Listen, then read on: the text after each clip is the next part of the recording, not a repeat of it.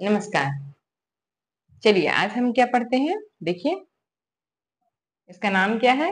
What makes man unique among all living being.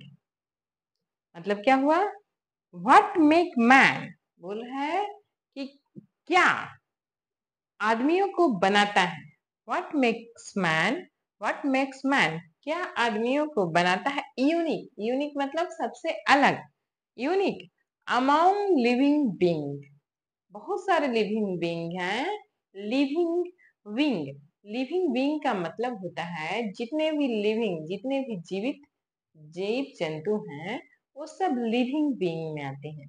तो living being, उन सब living being में ह्यूमन जो मैन है, ह्यूमन बीइंग है, वो सबसे अलग क्यों है, इसके बारे में हम पढ़ेंगे कि क्या हमारे पास कुछ एक्स्ट्रा है जो हमको सभी लिविंग बीइंग से अलग करता है। ठीक है, तो चलिए देखते हैं। It is the CEREBRUM, cerebrum. क्या है? It is the cerebrum, the LARGEST, largest part of the brain that makes us UNIQUE, unique AMONG, among all living beings। हो रहा है कि वो क्या है, तो उसका क्वेश्चन का जवाब दिया जा रहा है। It is the cerebrum. हमारा जो ब्रेन है ना, वो से उसमें सेरिब्रम होता है। हमारे ब्रेन के पार्ट, हमारा जो ब्रेन है वो 2-3 पार्ट में डिवाइड रहता है। तो उसका जो मेन पार्ट होता है वो सेरिब्रम होता है। हमारे ब्रेन का सबसे मेन पार्ट क्या है?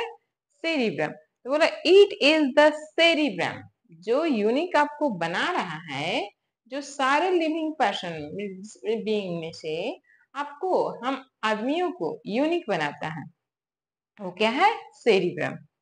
The largest part of the brain, हमारे ब्रेन का लार्जेस्ट पार्ट है। हमारा ब्रेन कहाँ है? हम लोग पिछली बार पढ़े थे ना, स्कल के नीचे। स्कल के नीचे हमारा ब्रेन स्कल से ढका हुआ है।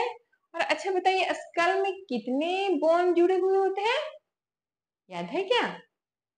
याद है, स्कल में 22 बोन आपस में इतने अच्छे से जुड़े हुए होते हैं कि वो हमारे ब्रेन को एक क्या देते हैं?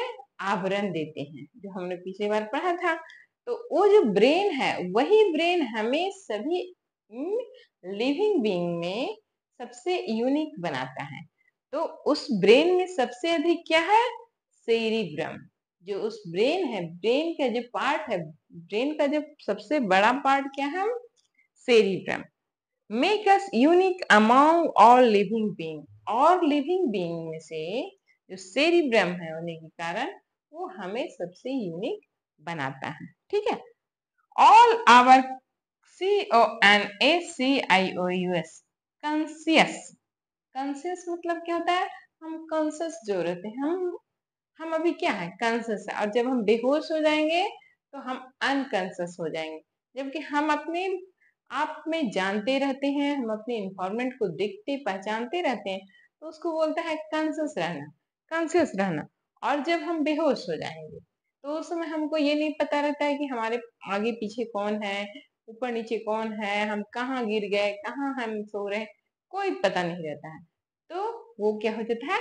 अनकॉन्शियस होना। जैसे कभी कभी जो रोड पे हम देखते हैं, कभी कभी कोई बहुत ज्यादा ड्रिंक कर लेते हैं तो वो क्या हो जाते हैं? रोड पे ही सो जाते हैं। कोई कोई तो नाली में भी सो जाते हैं। तो वो क्या हो जाते हैं?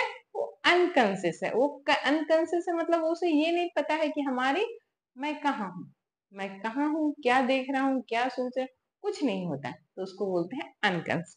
तो all our conscious, ACTIVITIES, activities, जो हम अभी, जैसे मैं कॉन्शियस हूँ तो मैं पढ़ा रही हूँ, तो ये एक एक्टिविटी है, मैं एक काम कर रही हूँ। कौन सा काम कर रही हूँ? पढ़ाने का काम कर रही हूँ, हाथ हिलाने का काम कर रही हूँ, मुंह बोलने का काम कर रहा है। ठीक है, तो ये एक्टिविटी है।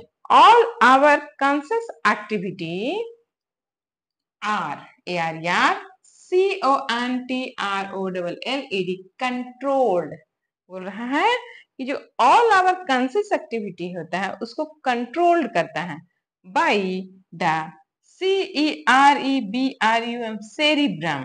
जो हमारे ब्रेन का पार्ट है सेरिब्रम, वही हमारे ऑल कॉन्शियस एक्टिविटी को, आना जाना चलना फिरना, ये सबको कौन कंट्रोल करता है? Cerebrum. DIFFERENT, different PART, part of CEREBRUM, cerebrum. DEAL, deal. WITH, with DIFFERENT, different PARTs, parts of THE, the BOD by body. आप स्पेलिंग करके प्रोनाउंसिएशन करके पढ़िए, बार बार बोल रही हूँ।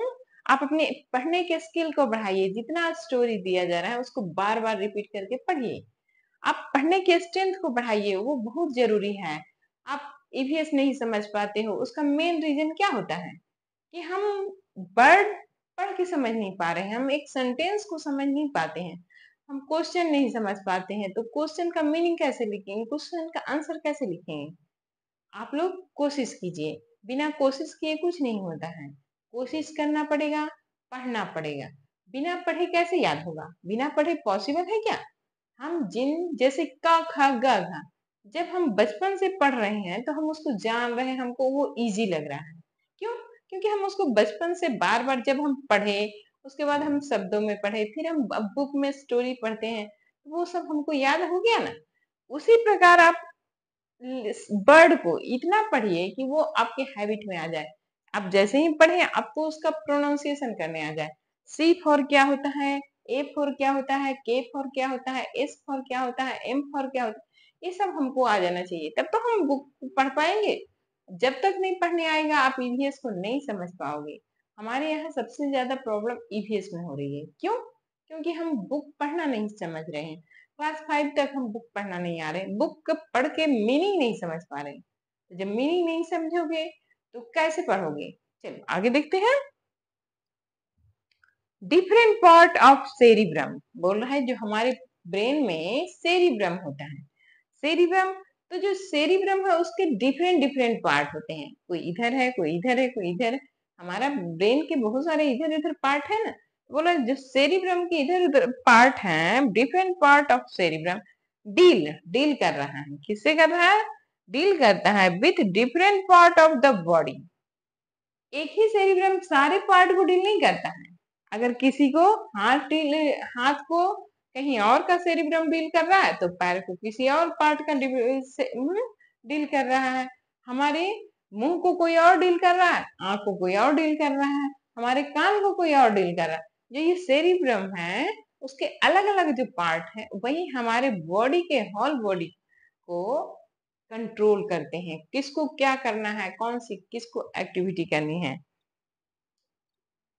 द बीएससी के बैक पार्ट, बैक पार्ट मतलब पीछे का part, back part deals, DEALS, deals, WITH, with, VISION, vision. Vision मतलब देखना।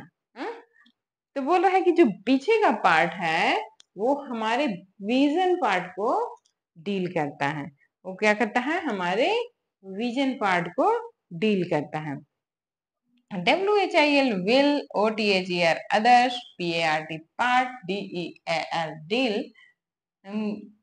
WITH, with, OTHER, other, FUN, CTION, functions, like, MOVEMENT, movement, HEARING, hearing, LANGUAGE, language, and TOUCH, touch। क्या बोल रहा है?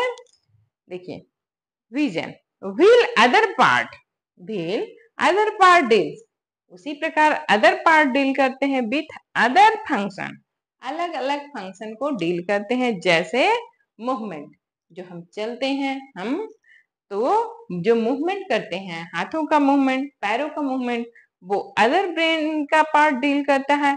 Hearing, जो हम सुनते हैं, जो हम बोलते हैं, और हमें कोई हम छूते हैं या हमें कोई छूता है, ठीक है।